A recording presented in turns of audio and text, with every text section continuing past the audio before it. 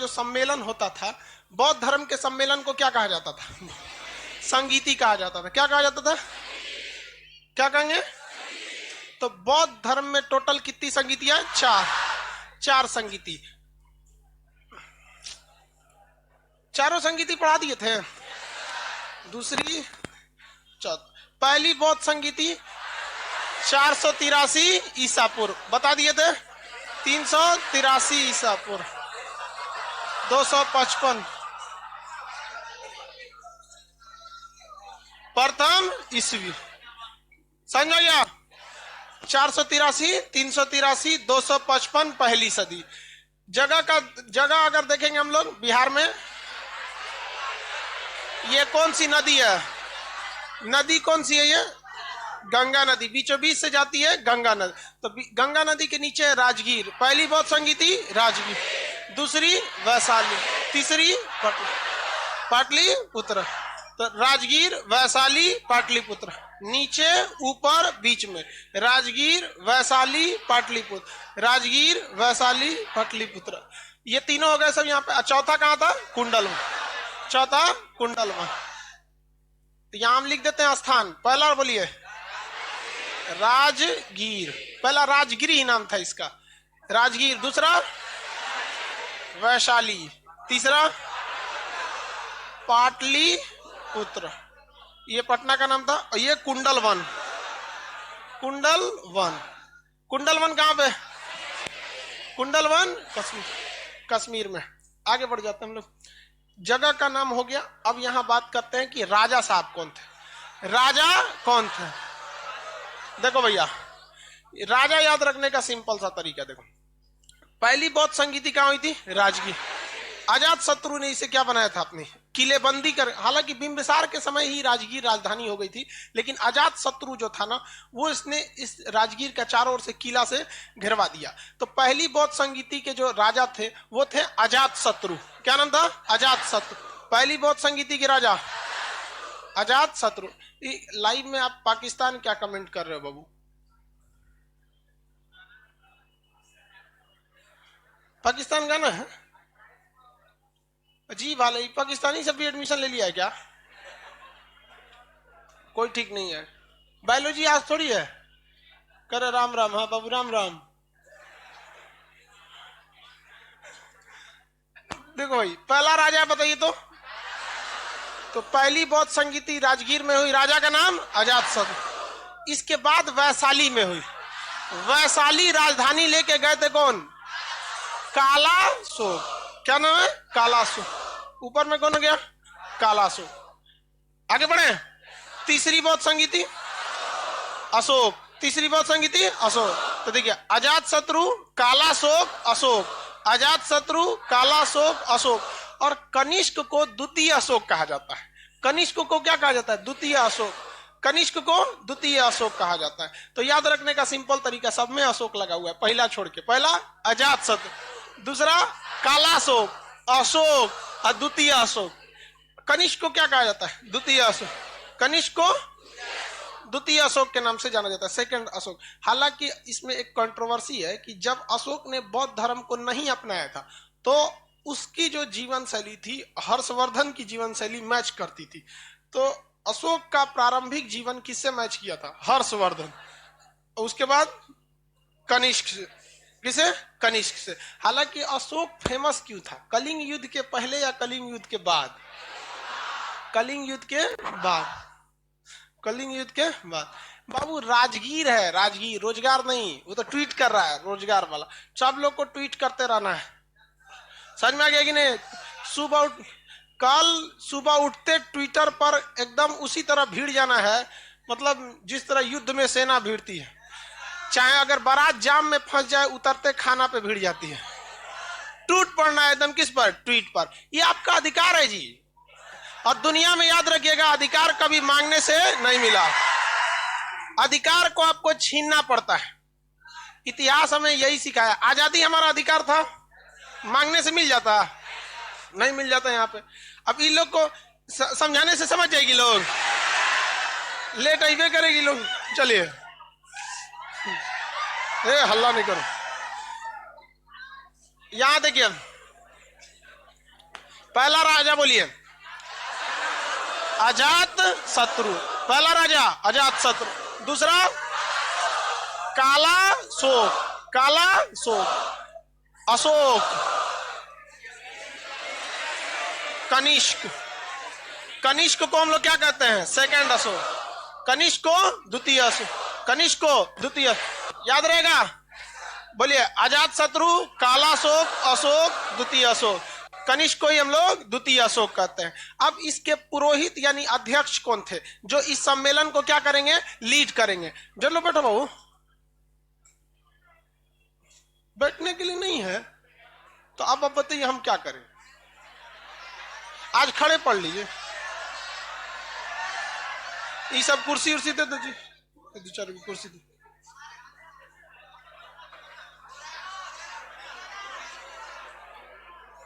आप लोग को समझो में तो नहीं आता, दे दो, नीचे बैठ जाओ। लड़की को 4 दिन नीचे बैठा देंगे, पढ़ाई छोड़ देगी, गारंटी कहते हैं।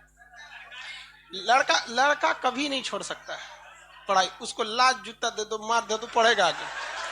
आप लोग ऐसा थोड़ी है कि ये जो जमीन पे बैठे हैं लड़के, ये अपने माँ बाप के प्यारे नहीं है या फिर कोई छोटे मोटे घर के हैं।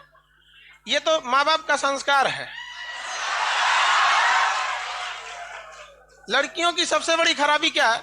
उन्हें हर जगह बराबरी चाहिए, मतलब हर जगह बराबरी। तो हर जगह बराबरी आपको भी रहना पड़ेगा। इस क्लासरूम में देखिए तो 20% लड़की, 80% लड़का। तो दुनिया में अधिकार भी आपको 20% मिलेगा, 80% लड़कों को मिलेगा कहीं पे भी। जिस दिन लड़कियों को उनका अधिकार तभी मिलेगा जब कॉलेज और स्कूल में लड़कियां बराबरी में पहुंचने लगे। लड़का जितना उतना लड़की। देखिए फिर कैसे बराबरी नहीं मिलता। 10% पहुंचेगा, 10% मिलेगा। चलो भाई आगे देखते हैं। देखिए, अजात शत्रु का मतलब होता है शत्रुओं का नाश कर देगा। काला शोक मतलब, शोक मतलब क्या होता है? दुख। दुखों का ही ससुरा काल है। काला शोक है, दुखों का क्या है? काल। अशोक, मतलब नहीं, मतलब नहीं। जैसे मानवीय काम नहीं करिएगा तो अमानवीय हो जाएगा, तो उसी तरह शोक मतलब दुख, मतलब नहीं, जिसे कोई भी दुख नहीं हो, उसे क्या कहते हैं? अशोक। ये अजात शत्रु। कनिष्क तो ऐसे बौद्ध वाला नाम हो जाएगा। अब हम इसके पुरोहित देखते हैं। सबसे पहला, जब भी कोई भी सम्मेलन कीजिएगा तो बहुत महापुरुष को बुलाना पड़ेगा। तो यहां से याद रखेगा कौन सा हो जाएगा? महाकश्यप, महाकश्यप, महाकश्यप। अंजना ओम कश्यप नहीं, महाकश्यप। कोई भी चीज का स्टार्ट कीजिएगा तो आपको प्लानिंग बहुत बड़े से करना पड़ेगा। तो क्या हो जाएगा? महाकश्यप। पहली बौद्ध संगीति के अध्यक्ष महाकश्यप। पहली बौद्ध संगीति, पहली बौद्ध संगीति महाकश्यप। दूसरा साबक मीर, दूसरा साबक मीर। मोगली पोत्तीस, दूसरा क्या हो जाएगा? मोगली।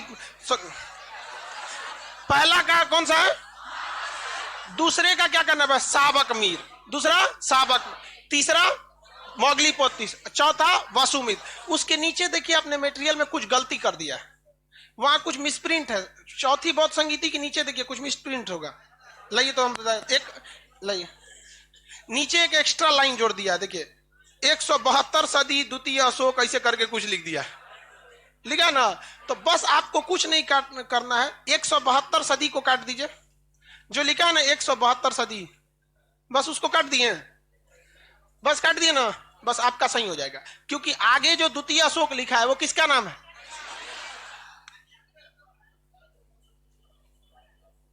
उपेंद्र कुमार जी। आपको क्या दिक्कत है जी? यहां देखिए सब लोग, जो बॉक्स में जो 172 सदी लिख दिया ना, बस उसको काट दीजिए। बाकी जो द्वितीय अशोक लिखा है वो तो किसका नाम है? कनिष्क। और उसके ब्रैकेट में लिखा है अशोक घोष, वो उपाध्यक्ष थे। तो चौथी बौद्ध संगीति ऐसी थी जिसमें किसकी जरूरत थी? उपाध्यक्ष की जरूरत। हो गया? चलिए, बाकी सब तो सही है ना, कोई दिक्कत नहीं। वो एक एक्स्ट्रा लाइन था। देखिए, सबसे पहले महान आदमी को बुलाना है तो महान से क्या हो जाएगा? महाकश्यप। उसके बाद आपको सबको जाके बुलाना है तो क्या हो जाएगा? साबक मीर। सबको जाके बुलाना पड़ेगा द्वितीय में, साबक मीर। अब जब 2 बार सम्मेलन हो गया तो अगली बार में आपको क्या करना है? मुंह से भी बोल देंगे तो लोग चलाएंगे। किसी को 2 बार अपने यहाँ बुला लीजिए ना, पार्टी उटी में। एक बार पहले बुला लीजिए, दूसरा तीसरा बार में फोन कर दीजिए, चाचा पार्टी है, चलाइए। अभी क्या हो रहा है? पार्टी। एगो पाकिस्तान में कोनो बकलो लिया पार्टी करे, वो जो वहां पे कर, ये हमारी कार है। आप लोग ध्यान ही नहीं दिए उस चीज पे, हमारा सबसे पहला ध्यान गया। ये हमारी कार है, पिछवा ओमनी गड़िया थी जो ये बताता है कि पाकिस्तान के लोग उस ओमनी गाड़ी में पार्टी करते हैं। हम लोग यहाँ गुंडा उसको किडनैप करने के लिए यूज करते हैं। इंडिया की किसी मूवी में देखिए ना, ओमनी गड़िया है, उसका दरवाजा स्लाइड हो जाता है, स्लाइड करके आप किडनैप करके चल तो ये दुर्दशा है। सोचिए वहां की सुपर स्टार जो है, जो लड़कियां है, वो स्टार की कैटेगरी में आएगी। जब पाकिस्तान के स्टार लोग का ये हाल है कि ओमनी गाड़ी में घूम रहे हैं लोग, हमारी कार है, अरे ससुरा कार है, हम लोग यहाँ उस पर सामान ढोता है तो देखिए पहली बार किसको बुलाएंगे? महान आदमी, महाकश्यप, दूसरा साबक, और उसके बाद मुंह से भी बोल देंगे तो चलेगा। तो मोगली पुत्तीस, मोगली पुत्तीस, मोगली पुत्तीस, पूरा नाम था मोगली पुत्तीस गोसाल, मोगली पुत्तीस गोसाल। तो तीनों याद रहेगा। पहले में किसे बुलाना पड़ेगा? महाकश्यप। दूसरा में सबको बोलना पड़ेगा, तो क्या हो जाएगा? साबक मीर। दूसरा में साबक मीर, क्या हो जाएगा? स्वाबक मीर। किसी को कोई दिक्कत नहीं। तीसरा में कौन सा होगा? मोगली पुत्तीस। अब मुंह से भी बोल देंगे तो काम हो जाएगा। अब भाई सब लोग आपके मित्र हो जाएंगे, तो वसु मित्र, वसु मित्र, सब लोग आपके मित्र हो जाएंगे। क्या हो जाएगा? वसु मित्र। 3 बार किसी के सम्मेलन में मिल जाएंगे तो चौथा बार में तो मित्र हो जाएंगे। कौन हो जाएंगे? वसु मित्र। कौन हो गया? वसु मित्र। लेकिन वसुमित्र के समय जब चौथी बौद्ध संगीति हुई तो यहाँ 2 कांड हो गया। पहला कि वसुमित्र कनिष्क के दरबारी कवि थे। किसके दरबारी कवि थे? कनिष्क के दरबारी कवि थे। लेकिन कनिष्क अपने शासन काल में कश्मीर से आया बिहार में हमला करने के लिए, और पटना में हमला किया। और जब पटना में हमला किया ना, तो जिस तरह हमारा बैच चल रहा है, ऐसे ही एगो मास्टर साहब का बैच चल रहा था। उसका नाम था अशोक घोष। क्या नाम था? अशोक घोष। पूरा बैच में बड़ा बड़ा लड़का था, सब समझ में गया। तो अशोक घोष को उठा ले गया, कहा कि चलिए हमारे यहाँ बैच पढ़ाइएगा, यहाँ आपका कोई जरूरत नहीं उठा ले गया। कहाँ पे? अपने यहाँ। तो किसको उठा लेके गया था? अश्व घोष। किसे ले गया? अश्व घोष। वहां जाने के बाद पता चला कि जो कनिष्क के दरबारी कवि हैं वसुमित्र, उनसे ज्यादा विद्वान निकला कौन? अश्व घोष। कौन निकला? सर जी ट्विटर अकाउंट सस्पेंड किया जा रहा है।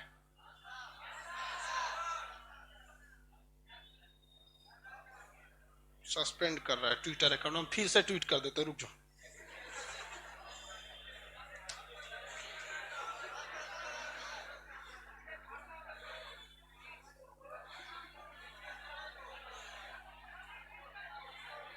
हद है भाई, ट्विटर अकाउंट सस्पेंड करने की क्या जरूरत है?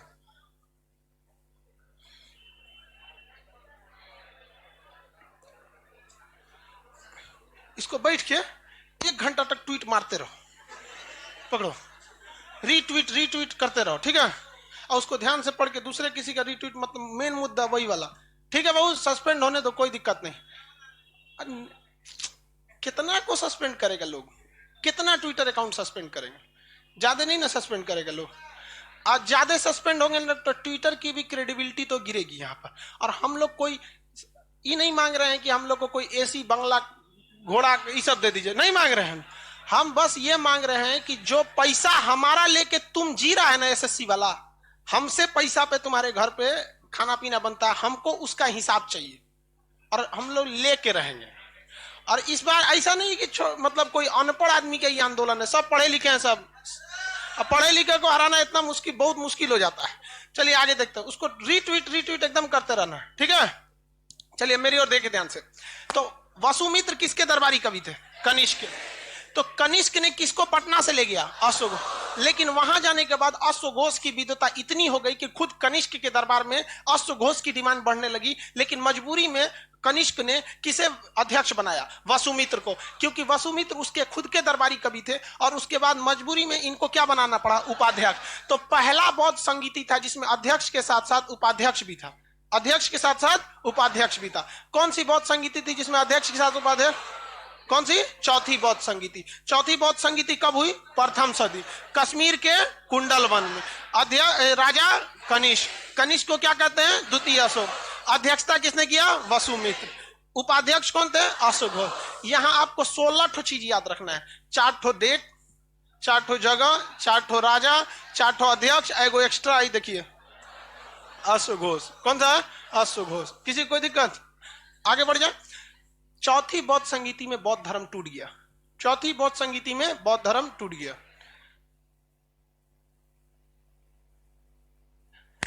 मेरा अकाउंट सस्पेंड नहीं ना ट्विटर का? नहीं, हमारा ट्विटर पे सस्पेंड होगा हम तो यूट्यूब पे हम फिर तहलका मचा देंगे। और यूट्यूब हम केवल अभी देखेंगे, पिछले एक हफ्ते से मेरे वीडियोस बहुत कम आ रहे हैं, क्योंकि हमको पाकिस्तान से इमरान खान का हम कुछ वीडियो में लिपस्टिक लगा दिए थे, तो उसने हमको स्ट्राइक मरवा दिया है। तो हम एक हफ्ता के लिए थोड़ा सा अंडरग्राउंड होना पड़ा है यूट्यूब के पॉलिसी के हिसाब से, वरना एक महीना के लिए हमको रोक देगा। तो एक हफ्ता आदमी शांत बैठा है। तो थोड़ा सा शेर अगर पीछे 2 कदम बढ़ाता है ना, तो लंबा छलांग मारने के लिए बढ़ाता है।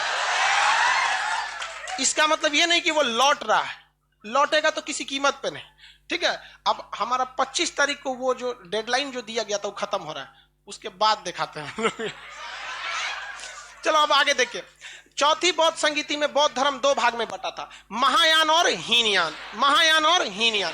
देखो भाई, महायान और हीनयान में अंतर यह था कि हीनयान के लोगों का कहना था कि हम लोग बौद्ध धर्म में कोई भी चेंजिंग नहीं चाहते हैं। जिस तरह से महात्मा बुद्ध ने कहा हम एज इट इज उसको फॉलो करेंगे, उसे कहा गया हीनयान। क्या कहा गया? हीनयान। जबकि महायान कहा कि हम लोग तो बहुत ही विद्वान हैं।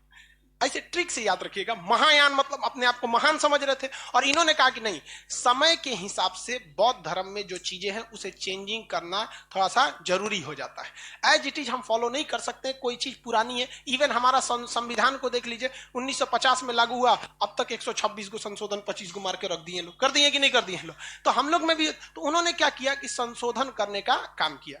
किसने? हाँ, किसने किया? महायान। तो बौद्ध धर्म में थोड़ा बहुत संशोधन करने का काम किसने किया? हाँ, महायान। खुद कनिष्क किस शाखा का मानने वाला था? महायान। खुद कनिष्क किसका मानने वाला था? महायान शाखा का था। तो बौद्ध धर्म जो पहले एक था, बौद्ध धर्म जो पहले एक था, वो आगे जाके कितनी भाग में टूट गया? 2 या कितनी भाग में? हीनयान वाले और महायान। महायान, हीनयान और महायान, हीनयान और महायान। आगे जाके इस महायान शाखा से 2 शाखाएं और निकली, 2 शाखाएं और निकली। एक था शून्यवाद। शून्यवाद आपको बताया तो शून्यवाद क्या बताता है? दुनिया में कोई भी चीज सर्वश्रेष्ठ नहीं है। शून्ययान को मानने वाले सबसे प्रसिद्ध व्यक्ति कौन थे? कौन थे? नागार्जुन। कौन थे? भारत का आइंस्टीन किसे कहा जाता है? भारत का आइंस्टीन। शून्यवाद वगैरह इतना तो आपको पता होगा, नागार्जुन वगैरह, आइंस्टीन, वो बहुत ही विद्वान व्यक्ति थे, नागार्जुन वगैरह। तो ये शून्यवाद हो गया। दूसरा चालू हो गया ब्रजयान। क्या हो गया? ब्रजयान। ब्रजयान शाखा जो थी, ऐसा कहा जाता है कि बौद्ध धर्म के विनाश में, बौद्ध धर्म के विनाश में ऐसा माना जाता है कि ब्रजयान शाखा का मतलब थोड़ा सा योगदान रहा था। रीजन क्या है कि ब्रजयान शाखा के लोगों ने शराब पीने को मतलब सीरियसली नहीं लिया। कहा अरे पीना है तो पियो। वैश्यावृत्ति, शराब, कर्म कांड, ये सारी चीजें इसमें क्या होने लगी? इग्नोर किया जाने लगा। जिस वजह से ब्रजयान शाखा को बहुत से लोग बौद्ध धर्म के विनाश का क्या मान लेते हैं? कारण मान लेते हैं। एक बार क्वेश्चन भी पूछा था कि बौद्ध धर्म के पतन के लिए मुख्य रूप से कौन सी शाखा जिम्मेदार थी? तो कौन सी थी? ब्रजयान से। कौन सा? ब्रजयान। अब ये देखिए, यहां से गया इसमें तो कुछ चेंजिंग आएगा ही, फिर इसमें चेंजिंग आएगा, फिर इसमें चेंजिंग आएगा। इवन सबसे ज्यादा अगर फैला भी था तो ब्रजयान शाखा। कौन सा शाखा? ब्रजयान शाखा।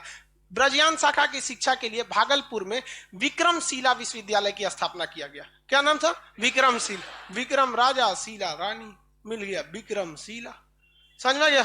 कौन सी यूनिवर्सिटी? विक्रमशिला। लेकिन उस समय की विक्रमशिला यूनिवर्सिटी और आज की विक्रमशिला यूनिवर्सिटी में अंतर है। उस समय मेनली बौद्ध धर्म के ब्रजयान शाखा की शिक्षा दी जाती थी, लेकिन अभी वो एक नॉर्मल यूनिवर्सिटी हो गई है, यूजीसी के अंडर में, जैसे बाकी यूनिवर्सिटी है। तो ब्रजयान शाखा की शिक्षा ही साउथ ईस्ट एशिया में दी जाती है, जैसे थाईलैंड हो गया, म्यांमार हो गया, ये सब एरिया जो वियतनाम वगैरह, इवन चीन में, जापान में, वो कौन सी शाखा है? ज्यादातर ब्रजयान शाखा ही है। कौन सी शाखा? ब्रजयान शाखा। बौद्ध धर्म के लोग चाइना में बहुत ज्यादा नहीं रहते हैं लोग। चाइना के 80% से ज्यादा लोग किसी धर्म को ही नहीं मानते। वो लोग 100% क्या है? नास्तिक है।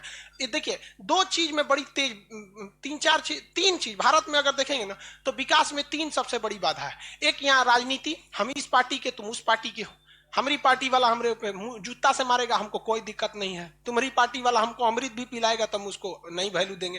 तो एक हमारे यहाँ पार्टी वाला झमेला है। चाइना में कोई पार्टी नहीं है, कम्युनिस्ट पार्टी है, इसलिए वहां पे हम लोग से झमेला नहीं। दूसरा, हमारे यहाँ पहले धर्म पे लड़ेंगे, फिर जाति पे भी लड़ेंगे। तुम्हारा दूसरा धर्म, हमारा दूसरा धर्म, और उसके धर्म में आ गए ना तो तू दूसर जाति का, हम दूसर जाति के, तो हम लोग के यहाँ दूसरा लड़ाई। वहां तो धर्म ना धर्म है ना जाति है।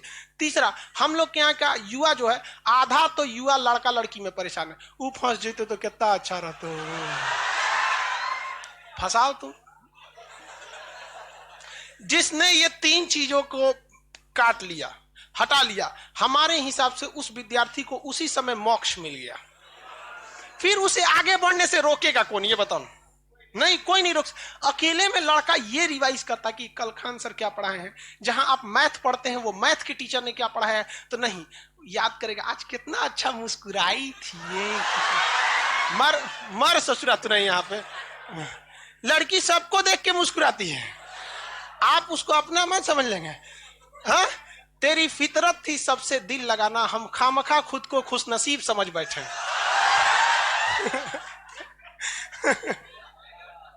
इस सब में मत पढ़िएगा। टेम्पोररी चीज को आप टेम्पोररी ही समझिएगा। अगर उसे परमानेंट समझने लगते हैं तो फिर आपकी बर्बादी होगी। समझ आ गया कि ना? मोहब्बत के नशे में हमने उन्हें खुदा कह डाला। उन्होंने जवाब दिया, खुदा किसी एक का थोड़ी होता है। समझ में आ गया आप लोगों? बौद्ध धर्म की बर्बादी का कारण, बौद्ध धर्म कितनी शाखाओं में बढ़ गया, 2 भाग। चौथी, बौद्ध संगीत। लाइव वाले सब लोग ध्यान से ही सब समझना। जिसको बाबू मेरा काम आपको समझाना, आप समझे ना समझे आपका काम है। जिस लड़के ने ये 3 चीजों को निकाल दिया अपनी जिंदगी से, उसके लिए आगे बढ़ने से भगवान भी नहीं रोक सकता है उसको, कभी नहीं। आप लेकिन भारत की सबसे बड़ी समस्या यही है, और इसमें चाइना बहुत मजा लेता है। भारत के लोग आराम से लड़ो, एक बार राजनीति में, एक बार धर्म में, एक बार लड़की के नाम, लड़की के लिए मार हो जाता है, लड़का लड़ जाता है। कभी देखे हो कि एक लड़का के लिए 2 लड़की लड़ी है? नहीं लड़ेगी। अच्छा तुम ले, हम दूसरा फंसा लेंगे, कोई बात। इसमें किसी को अभी बौद्ध धर्म में दिक्कत है तो बोलो, कोई दिक्कत नहीं। लड़की लोग को समझ में आ रहा है? इसमें अब आगे बढ़ते हैं। बौद्ध धर्म से संबंधित कुछ किस चीज पर, निर्माण और परिनिर्माण क्या होता है और महापरिनिर्माण क्या होता है, बहुत बड़ा झमेला है इसमें। हाँ, अब देखिए बाबू, बौद्ध धर्म से रिलेटेड हम कुछ संकेत को देखते हैं। जब महात्मा बुद्ध अपनी मां के पेट में थे, यानी गर्भ में थे, तो उसके लिए जो चिन्ह दिखाया गया था वो हाथी का, क्योंकि उनके मां के सपने में एक छोटा हाथी का दृश्य आया था। तो जब ये महात्मा बुद्ध अपने मां के गर्भ में थे, पेट में थे, तो उसका चिन्ह क्या था? हाथी। जब उन्होंने जन्म लिया तो उसका चिन्ह क्या था? हाँ, कमल का फूल। जन्म लिया तो कमल का फूल। तो बताइए, पहला चिन्ह क्या थे? हाथी। जन्म लिए तो कमल, जन्म लिए तो कमल। जब युवा अवस्था हो गया तो सांड, युवा अवस्था हुआ तो सांड। युवा अवस्था का चिन्ह क्या है? सांड। युवा अवस्था का सांड। तो कितने अवस्था हो गए? 3। बताइए, जब गर्भ में थे तो हाथी, जन्म लिए तो कमल, युवा अवस्था चौथा में अब घर छोड़ेंगे। क्या करेंगे? घर छोड़। तो घर छोड़ने का घोड़ा, घर छोड़ने का घोड़ा जो दिखाता है, घोड़ा बड़ी तेज भाग जाता है, घोड़ा बहुत तेज भाग जाता है। तो इन्होंने घर छोड़ दिया। यहां आपको टेक्निकल नाम पूछेगा, घर छोड़ने को टेक्निकल नाम महाभिनिष्क्रमण, महाभिनिष्क्रमण। तो यहां आपको यह चीज ध्यान से रखना है कि घर छोड़ने का चिन्ह है घोड़ा, और घर छोड़ने को हम लोग कहते हैं महाभिनिष्क्रमण। घर छोड़ने को क्या कहेंगे? महाभिनिष्क्रमण, महाभिनिष्क्रमण। किसी को कोई दिक्कत नहीं है यहाँ पे। अब घर काहे लिए छोड़े थे? घूमने के लिए थोड़े ना छोड़े थे। किस लिए छोड़े थे? हाँ, ज्ञान की प्राप्ति के लिए। तो ज्ञान प्राप्त हो जाएगा, ज्ञान प्राप्त होगा। तो ज्ञान प्राप्ति का चिन्ह क्या है? वो पीपल का वृक्ष, और उस पीपल के वृक्ष को क्या कहते हैं? बोधि वृक्ष। कौन सा वृक्ष? बोधि वृक्ष। बोधि वृक्ष, बोधि वृक्ष चिन्ह। इसे हम क्या कहते हैं? संबोधन। क्या कहेंगे? संबोधन। ज्ञान मिल गया तो संबोधन। देखिए, अभी उपदेश नहीं दिए, देखिए उसमें लिखा है कि नहीं लिखा है? मटेरियल में लिखा होगा आपके। ज्ञान की प्राप्ति को क्या कहेंगे? संबोधन। अज्ञान की प्राप्ति का चिन्ह क्या है? बोधि वृक्ष। अब ज्ञान की प्राप्ति हो गई, जब ज्ञान की प्राप्ति हो गई तो उसे क्या कहेंगे? संबोधन। पहले सबसे पहले महाभिनिश क्रमण हुआ, घर छोड़ दिए, ज्ञान की प्राप्ति हो गया, संबोधन हो गया। अब बात आएगी उपदेश की। किसकी? उपदेश की। उपदेश भी याद रखेंगे, पहला उपदेश कहां दिया था? सारनाथ। उपदेश का चिन्ह क्या है? चक्र। उपदेश का चिन्ह क्या है? चक्र। इसे क्या कहा जाता है? धर्म चक्र प्रवर्तन। चक्र है तो धर्म चक्र प्रवर्तन। हम आप सबसे बड़ा मिस्टेक क्या? धर्म का मतलब रिलीजन हमारा नहीं है। धर्म का मतलब होता है कि हमारे अंदर इंसानियत। समझ में गया कि नहीं? धर्म संकट नहीं समझते हैं। जैसे मान के चलिए कि कोई लड़का गलती किया और कोई लड़की भी गलती की, तो हमारा टीचर धर्म होने के नाते दोनों को हुमच के पीटना है बराबर। लेकिन फिर एक और नियम है कि महिलाओं का सम्मान भी करना है। तो हम धर्म संकट में पड़ जाते हैं कि टीचर धर्म निभाएं कि भारतीय के हिसाब से महिलाओं का सम्मान करें। तो हम उसमें प्रीफर करते हैं टीचर धर्म को निभाना।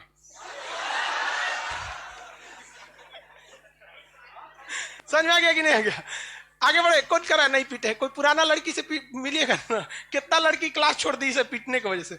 बस थोड़ा सा वो सबके लिए क्या है। चलिए आप ध्यान देखते हैं। तो धर्म चक्र हो गया यहां पर।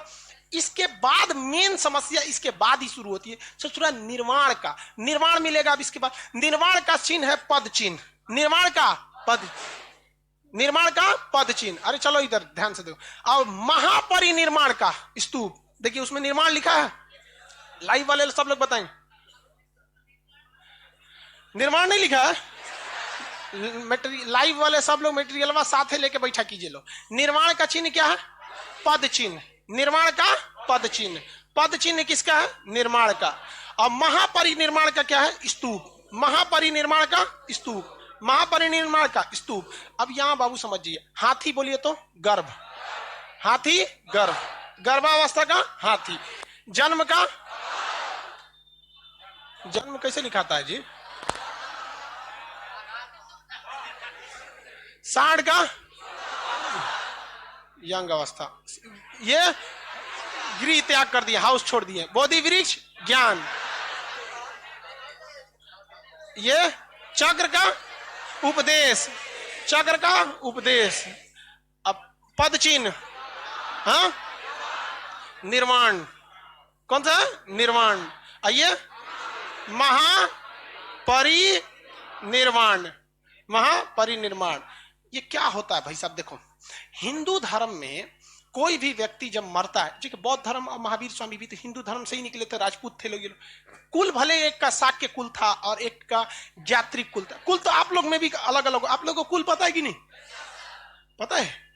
हमको पता नहीं है। बस जातीय धर्म पता है। धर्म इंडियन, जाति शिक्षक, बाकी कुल उल जान के क्या करेंगे? कोई मतलब नहीं बनता। देखो भैया, हिंदू धर्म के हिसाब से अच्छा आदमी मरा या गलत आदमी मरा, मरने के बाद उसके फोटो पे माला लगा के आगे स्वर्गीय जोड़ दिया जाता है। भले हमको कंफर्म नहीं है कि उस स्वर्ग में जाएगा या नहीं जाएगा, लेकिन आगे उसके स्वर्गीय जोड़ाएगा ही जोड़ाएगा। समझ में आ गया कि नहीं आ गया? चाहे वो अच्छा काम किया हो चाहे नहीं किया हो। समझ में आ गया? लेकिन बौद्ध धर्म में ऐसी परिधारणा नहीं है। बौद्ध धर्म में कहा गया है कि अगर आप एक नॉर्मल आदमी हैं, मर गए तो मृत्यु जोड़ा जाएगा या देहासान जोड़ा जाता है, मतलब देहांत जोड़ दिया गया, जो भी जोड़ दिया जाए। बौद्ध धर्म के हिसाब से जो शरीर बना है वो 4 तत्वों से बना है, आकाश को इसमें नहीं शामिल किया। जबकि हिंदू धर्म के हिसाब से 5, क्षिति जल पावस गगन समीरा। तो बौद्ध धर्म में गगन को शामिल नहीं किया गया। बौद्ध धर्म में गगन को शामिल नहीं किया। बौद्ध धर्म के हिसाब से शरीर कितने अंगों से है? 4। और हिंदू धर्म के हिसाब से 5। क्षिति जल पावस गगन समीरा, 5 तत्व से बना शरीर।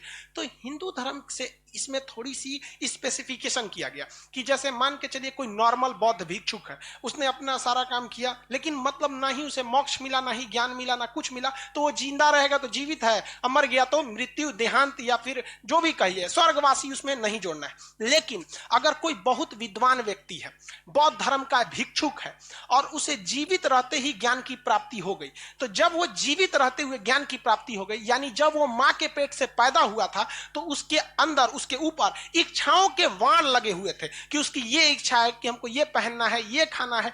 इच्छा लेके इंसान पैदा होता है। छोटका बच्चा को देखिए ना, ओकरो ससुरा का इच्छा होता है कि हमको कोई गोदी लेके घुमाए, और उसको गोदी किस पे अच्छा लगता है? ऊंचे आदमी के गोदी में। इसलिए देखिएगा वो पापा के गोदी में घूमना ज्यादा पसंद करेगा कि पापा इसे लेके घुमाएंगे उसको, बाबू बाबू देखो। अब मम्मी को देखेंगे तो यहाँ पे बैठा ले जाए।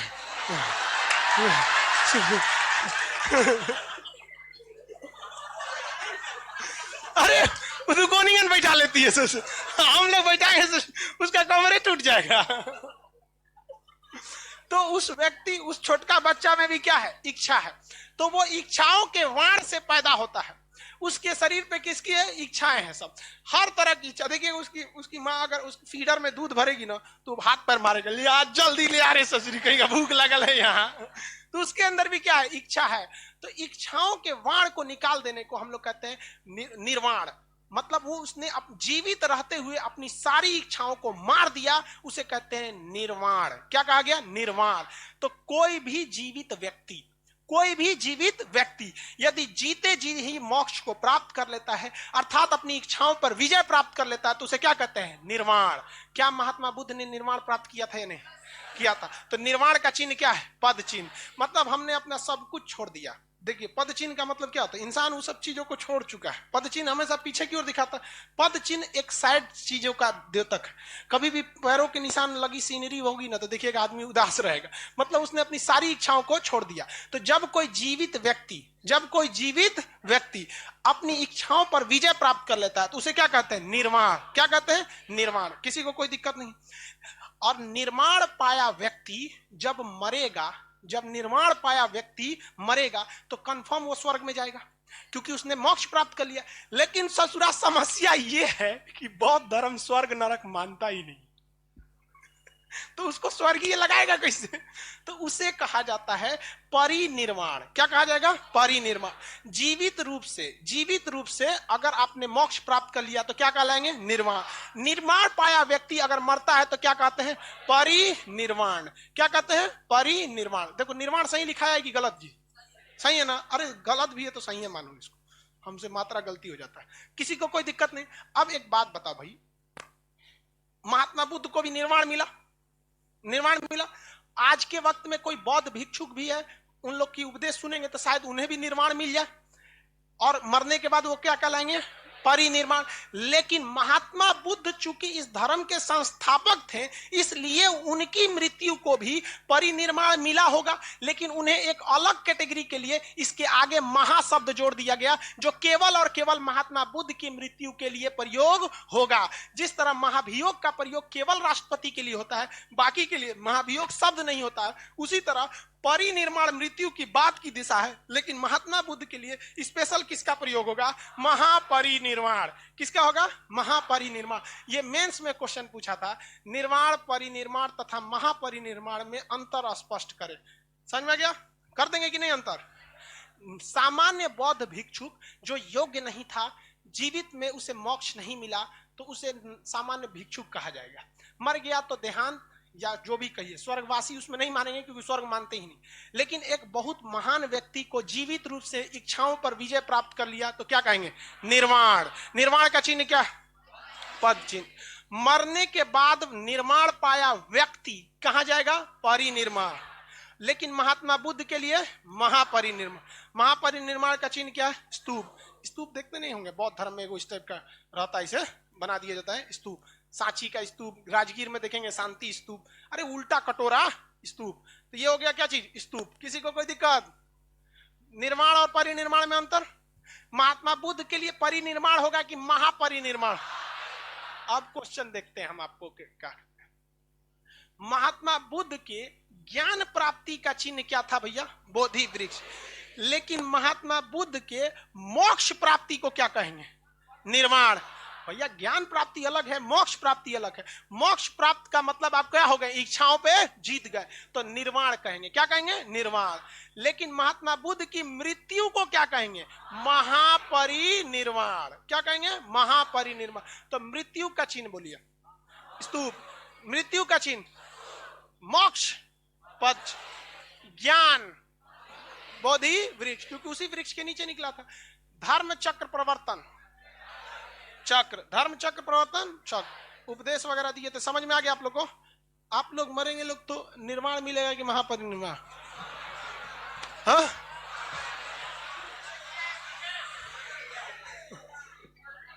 अच्छा, आप लोग को अगर देखिए, पहला बात बौद्ध धर्म, जैन धर्म, आप हम अपना व्यक्तिगत बात बताते हैं। हम जब कभी भी खाली समय होता है तो हम किसी भी धार्मिक अनुष्ठान में नहीं जाते हैं, लेकिन जैन धर्म का जो धार्मिक जगह होता है ना, जैन धर्म और जो बौद्ध धर्म होता है, हम यहां जाके उपदेश सुनते हैं। क्योंकि ये लोग के उपदेश में कहीं नहीं बोलेगा कि आप जैन धर्म अपना लीजिए, आप बौद्ध धर्म अपना लीजिए। वो यही बोलेंगे कि आप अपना जीवन को कैसे सुधार सकते हैं और दूसरों के लिए कैसे काम आ सकते हैं। बाकी कहीं चल जाते नहीं जाते पहले दुनिया भर का। खैर वो अपना अपना पसंद है, हम किसी को रोक नहीं रहे, लेकिन उन लोग को परिणाम, अगर स्वर्ग और नरक होगा, एक बात बताते हैं, तो हमारे हिसाब से नहीं लगता है कि स्वर्ग में अब जगह खाली होगा। तो बेहतर हम यही कहते हैं कि भगवान हमको नरक में एगो कंफर्म सीट दे दो, क्योंकि हमको पता है कि नरक में ठेला ठेली होना फिक्स है। कम से कम आदमी तसल्ली तो करेगा कि नरक में हम बैठल हैं। जनरल बॉगी बना देगा सब नरक को।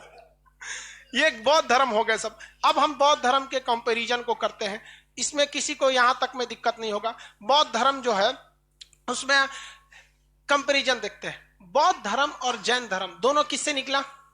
हिंदू धर्म से। लेकिन आगे कौन निकल गया? बौद्ध। अब हम बौद्ध धर्म और जैन धर्म की थोड़ा तुलना देख लेंगे। पहले देखते हैं बौद्ध और इधर देखते हैं जैन। इन दोनों में पहले सिमिलरिटी देखते हैं, दोनों में समानता क्या है। दोनों में समानता, बात करते हैं ईश्वर की। ना भैया ये माने ना ये माने, ईश्वर को माना नहीं। जब ईश्वर को नहीं माने तो ये मूर्ति पूजा को माने नहीं, ये भी नहीं मानेंगे। जब ईश्वर है ये नहीं है तो कर्म कांड, कर्म कांड का मतलब समझते हैं? हाँ, कर्म कांड का मतलब व्यक्ति दाह संस्कार हो गया तो मुस्लिम में 3 दिन बाद तीजा, 40 दिन बाद चालीसवा, 1 साल बाद उसको बरसी की क्या बोलते हैं लोग, वो हिंदू धर्म में 13ही बरही। अरे बहुत बहुत कर्म कांड होता है। तो ये लोग क्या कर्म कांड मानते हैं? नहीं, ये लोग नहीं मानते। दूसरा, क्या ये पुनर्जन्म मानते हैं? हाँ मान। क्या ये पुनर्जन्म मानते हैं? क्या ये मोक्ष को मानते हैं? हाँ, मोक्ष मानते हैं। क्या ये मोक्ष को मानते हैं? ये भी मोक्ष को मानते हैं। बताइए, मोक्ष प्राप्ति में सबसे बड़ी बाधा बौद्ध धर्म के हिसाब से इच्छा, बौद्ध धर्म के हिसाब से इच्छा। इसमें आत्मा, इसमें क्या थी? आत्मा। बौद्ध धर्म के हिसाब से इसमें क्या थी? आत्मा। किसी को कोई दिक्कत नहीं? किसी को कोई दिक्कत नहीं यहां तक में? अब हम लोग थोड़ा सा अंतर देखते हैं, दोनों में अंतर क्या है। अंतर तो यहां भी दिख जाएगा, यहां बौद्ध धर्म की अंतर देखते हैं, बौद्ध और ये कौन सा होगा? जैन। अंतर देखिए, पहला बात अंतर में, उसमें एक और समानता थी कि नहीं? दोनों हिंदू धर्म से निकले थे लोग, दोनों राजघराना के थे लोग। ये सब समानता, ये सब तो बच्चा वाला समानता आप लिख देंगे। दोनों शादीशुदा थे लेकिन दोनों लोग बाद में संन्यास ले लिए लोग। अंतर, ये क्या चीज को दिखा रहा भैया? अंतर को।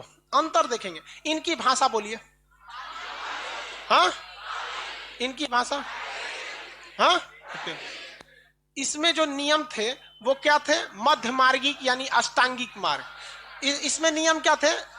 सरल नियम थे। सरल मतलब इजी थे। इसमें कठोर। इसमें नियम क्या थे? कठोर। इसमें ज्ञान प्राप्ति के लिए अष्टांगिक मार्ग। कौन सा? अष्टांगिक मार्ग। इसमें संलेखना। संलेखना कौन सा है? संलेखना। बहुत खतरनाक था संलेखना।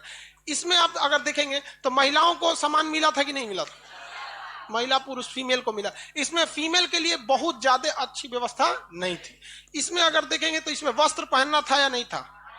इसमें एक ऐसा धड़ा था जो वस्त्र नहीं पहनता था, जिसे हम लोग क्या कहते? दिगंबर कहते, जिसे दिगंबर कहते। आगे बताएं, इसमें मोक्ष को, इसमें ज्ञान की प्राप्ति के लिए मोक्ष शब्द का प्रयोग हुआ है। किसका प्रयोग होगा? मोक्ष। इसमें कैवल्य, इसमें कैवल्य प्राप्ति हो। इसका केएफसी क्या है? इसमें त्रिरत्न की चर्चा, बुद्ध धम्म, बुद्ध संघ धम्म। इसमें KFC, knowledge faith character, knowledge faith and character. तो आप जब पूरा कंप्लीट पढ़ेंगे तो आप समानता और असमानता बता सकते हैं या नहीं बता सकते?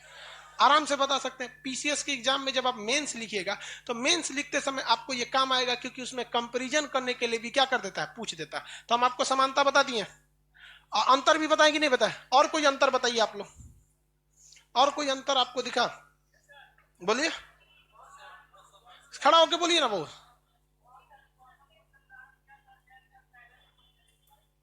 हाँ ठीक है, वेरी गुड। बौद्ध धर्म बहुत अच्छा बात। इनका भी देखिए, इसको प्रेजेंस ऑफ माइंड उसने बहुत अच्छा लगा है कि बौद्ध धर्म को गौतम बुद्ध ने चालू किया। किसने किया? गौतम। जबकि ये बहुत ही पहले से चल रहा था, इसे अच्छा और संगठित रूप दिया महावीर स्वामी। महावीर स्वामी, आपको पता है ना, पहले तीर्थंकर कौन थे? ये सब आप एप्लीकेशन में कह रहे सर इसमें कृषि पर रोक लगाया गया था, इसमें कृषि पर रोक नहीं था। हाँ सही है, देखिए ध्यान से समझिए, इसमें अहिंसा को मतलब अहिंसा बोला गया था कि हिंसा नहीं करना है, मारधार नहीं करना है, लेकिन इसमें स्ट्रिक्टली रोक दिया गया था कि आप अहिंसा करिएगा ही नहीं, मतलब आपको अहिंसा करना ही नहीं है। इसमें कहा गया था नहीं आपको। हाँ और बताइए,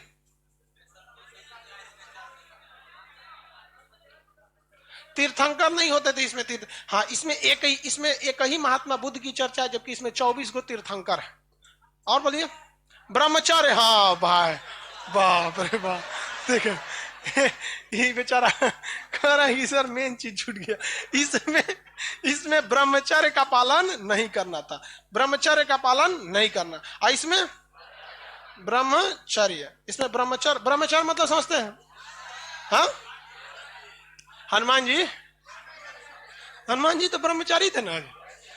तो ये सब इसमें क्या थी, अंतर और समानता। एग्जाम में जब बैठिएगा आप लोग तो आराम से इत्मीनान से लिखिएगा ये लोग, ये सब चीज को अंतर या समानता क्या आता है। पीसीएस के एग्जाम में सबसे बड़ा गलती मेंस में लड़का जानते हैं क्या करता है?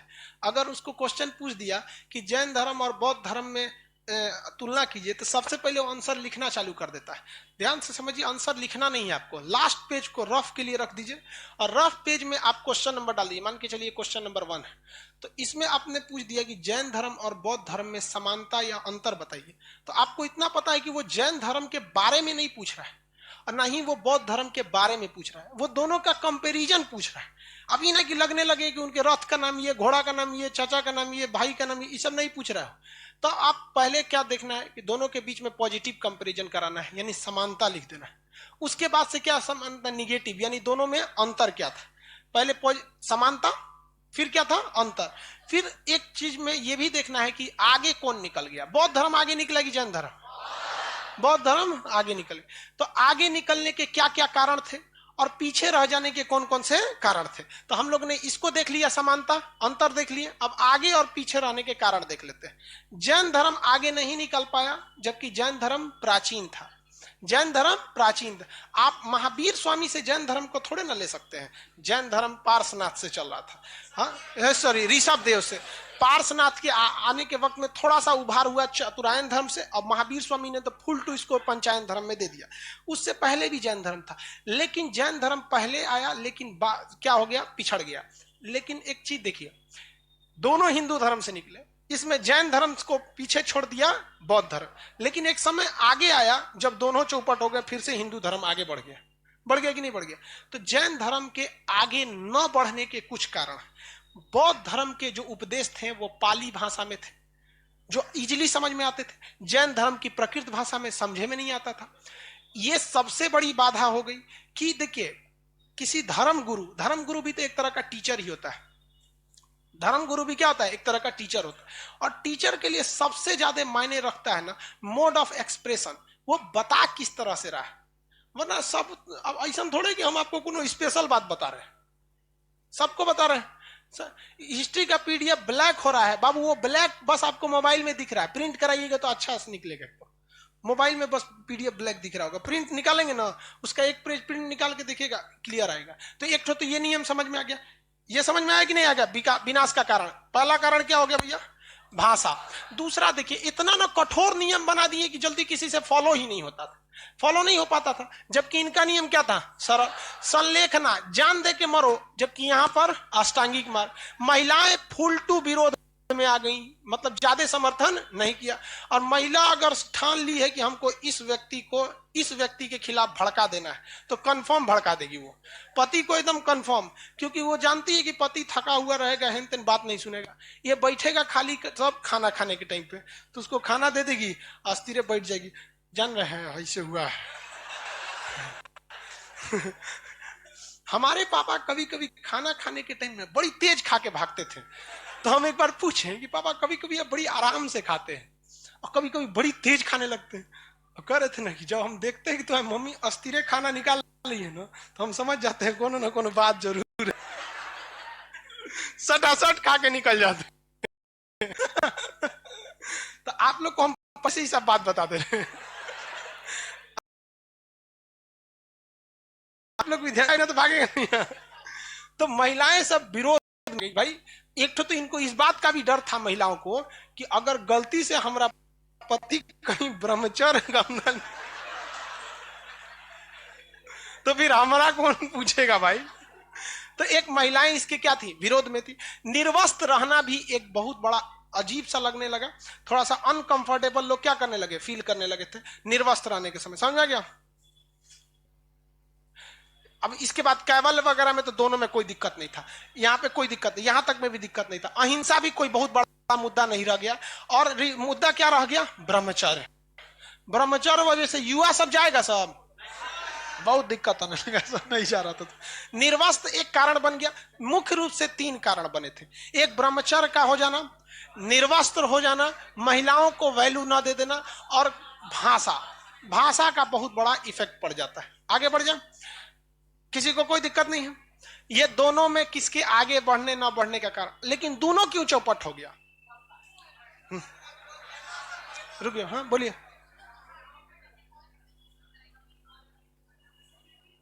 हाँ हाँ हाँ, समिति का भी कारण बना था। बौद्ध धर्म में कितनी संगीतियां थी, 4।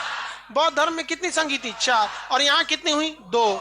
वहां 4 संगीति हुई और दोनों में गैप बड़ा कम कम था, 100 साल का था, 100 साल का गैप था। और यहाँ पे 900 साल का गैप। कितने साल का गैप, 900 साल का। यह भी गैप आपके बीच में एक बहुत बड़ा कारण बन सकता है। दोनों ही बर्बाद हो गए। रीजन समझिए, दोनों ही निकले थे हिंदू धर्म के कुरीतियों के खिलाफ। इनके अंदर भी धीरे धीरे कुरीतियां आ गई। इन्होंने दोनों ने कहा था कि हिंदू धर्म में जातिवाद है, इनके अंदर भी जातिवाद आ गया। बौद्ध धर्म में देखिएगा हीनयान, महायान, शून्यवाद, ब्रजयान। जैन धर्म में देखेंगे दिगंबर, श्वेतंबर। तो हिंदू लोगों ने कहा कि भाई तुम्हारे में भी तो वही है। इन लोगों ने कहा था मूर्ति पूजा का विरोध किया, खुद इनके अंदर भी आगे जाके मूर्ति पूजा आ गई। इन्होंने कर्मकांड का विरोध किया कि हिंदू धर्म में कर्मकांड है, खुद इनके अंदर भी क्या आगे लगा, कर्मकांड आने लगा। इन्होंने कहा था कि जो मठाधीश हैं या धर्म गुरु लोग हैं वो निहायत मतलब पैसे वगैरह लूटने लगते हैं। आगे जाके इनके भी मठ में यही होने लगा कि तुमको भूत पकड़ लिया है, इतना पैसा डालो भूत भाग जाएगा तुरंत। यहाँ पर समझ में आ गया कि नहीं आ गया। तो वैसे बौद्ध धर्म में भी होने लगा। जो जो कुरीतियां इसमें, जो जो गलतियों को ये उजागर करके खुद हाईलाइट हुए थे, खुद इनके अंदर वो सारी गलतियां आने लगी, जिस वजह से जनता का मोह भंग होने लगा था। एक और रीजन समझिए कि जैन धर्म जो था, जैन धर्म, बौद्ध धर्म में बहुत बड़े बड़े राजा हो गए सब। अशोक, कालाशोक, कनिष्क, अजातशत्रु, बड़े बड़े राजाओं का संरक्षण मिला। तो बौद्ध धर्म बहुत आगे निकल गया। और जैन धर्म को बहुत बड़े बड़े राजा का समर्थन नहीं मिला। एक खारबेल था उड़ीसा वाला, कलिंग वाला, जिसको अशोक रौंद के रख दिया, कलिंग वाला। एक चंद्रगुप्त मौर्य थे। तो बहुत बड़े राजाओं का संरक्षण नहीं मिला। तो इसको कम राजाओं का संरक्षण मिला, इसलिए कम था। इसे बड़े बड़े राजाओं का संरक्षण मिला लेकिन आगे बढ़ा। लेकिन आगे जाके फिर राजाओं का संरक्षण इन दोनों से खत्म हो गया, इसलिए दोनों ही क्या हो गए, हट गए। और आया गुप्त काल। गुप्त काल में हिंदू धर्म को बचाने के लिए तथा उस समय शंकराचार्य ने हिंदू धर्म के लिए बहुत सारा काम किया और सारे हिंदुओं को एकत्रित किया। और गुप्त काल में हिंदू लोग एकत्रित कैसे रहे, तो इन लोगों ने दिमाग लगाया कि ये लोग बौद्ध संगीति अपनाते हैं, यहाँ त्योहार चालू हुआ। तो वर्तमान जो हिंदू धर्म आप देख रहे हैं, यह स्वरूप कब तैयार किया गया था, व्यवस्थित ढंग से, गुप्त काल में। किस काल में, गुप्त काल में। तो जितने त्योहार वगैरह देख रहे हैं ना, गुप्त काल में। इस वजह से आप देखेंगे तो जहां जहां गुप्त काल था, जो गुप्त, जैसे नॉर्थ इंडिया, तो नॉर्थ इंडिया में गुप्त काल, गुप्त वंश का बहुत ज्यादा क्या था, दबदबा था, ये वाला एरिया में। तो यहां पे देखेंगे ना तो हिंदू कल्चर एक जैसा मिलेगा। जबकि साउथ में देखेंगे तो हल्का सा कल्चर में आपको क्या मिलेगा, डिफरेंसेज हल्का देखने को मिलेगा। जैसे उत्तर भारत में कृष्ण भगवान राम जी की ज्यादा वैल्यू, और दक्षिण में शंकर जी, महाकाल। दक्षिण में ज्यादा वैल्यू किसकी है, महाकाल की। कुछ ऐसे त्योहार हैं जो दक्षिण में मनाए जाते हैं बट उत्तर वाले नहीं मनाते।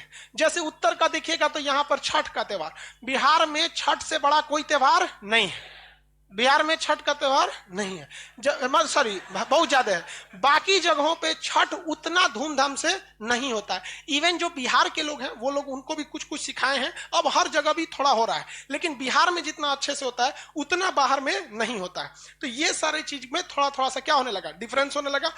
उसके बाद बौद्ध धर्म धीरे धीरे भारत से क्या होने लगा, सिकुड़ने लगा। लेकिन विदेशों में बौद्ध धर्म का प्रचार ज्यादा हो गया और हिंदू धर्म में यह काम नहीं हो सका। आप देखेंगे विदेश में बहुत ज्यादा ही नहीं फैला हुआ है। वो अलग बात है कि कोई कहीं का जाता है तो अपनी कल्चर धर्म को लेके जाता है। अब यहूदी लोग इंडिया में भी काम करते हैं तो वो इंडिया के कल्चर के तो नहीं हो जाते हैं। तो बौद्ध धर्म जो था इंडिया से धीरे धीरे क्या होने लगा, पतन होने लगा। और कहां से आके शिफ्ट हो गया, विदेश में, ज्यादातर साउथ ईस्ट एशिया में, इंडोनेशिया से लेके जापान, कोरिया, साउथ कोरिया, इस सब में बौद्ध धर्म के जो मंदिर बनाने लगे लोग, उस मंदिर को पैगोडा कहते हैं। क्या कहते हैं, पैगोडा। पैगोडा मंदिर जो होता है वो हर मंदिर का अलग अलग फ्लोर होता है। हर मंदिर का क्या होता है, अलग अलग फ्लोर होता है। देखेंगे ना इस तरह से फ्लोर रहेगा बौद्ध धर्म के मंदिरों का, इस सीढ़ी नुमा रहता है, पैगोडा टाइप का उनकी मंदिर रहती है। इस तरह थाईलैंड वगैरह में देखेंगे तो पैगोडा बनता है। भारत में भी एक मंदिर है सूर्य मंदिर, वो भी किस शेप में बनाया गया है, पैगोडा, लेकिन वो बौद्ध धर्म का नहीं है, सूर्य मंदिर है, तो ब्लैक पैगोडा के नाम से उसे जाना जाता है। आगे का क्लास कल समझेंगे। कल बायोलॉजी का बैच भी सुबह 8 बजे से क्या चालू होगा, बायोलॉजी। अभी एप्लीकेशन पर एडमिशन चालू नहीं है।